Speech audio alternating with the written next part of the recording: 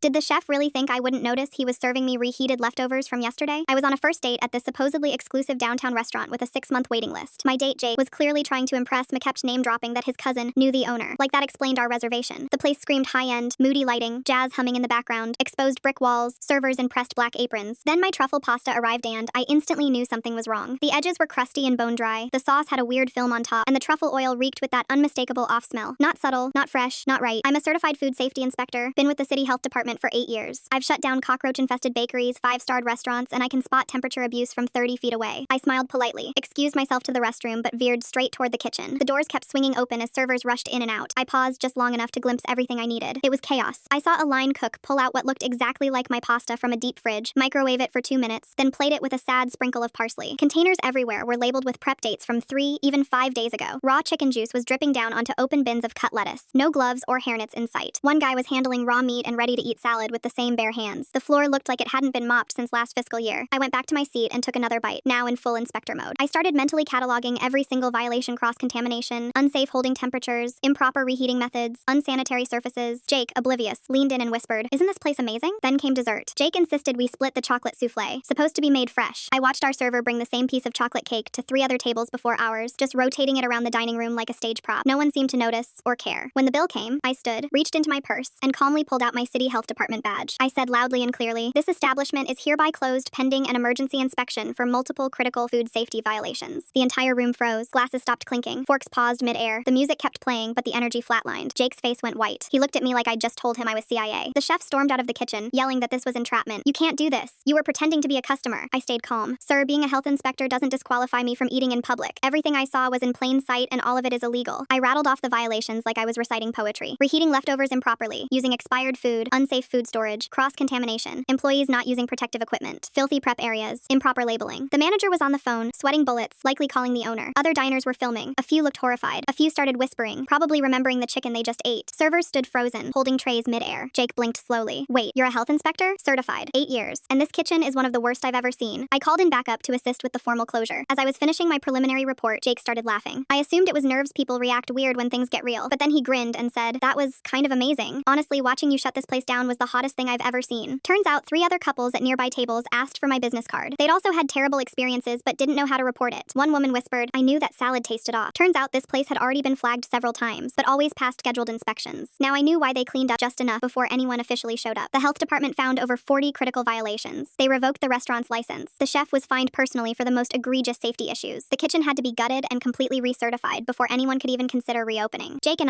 we've been together ever since. We're getting married next month.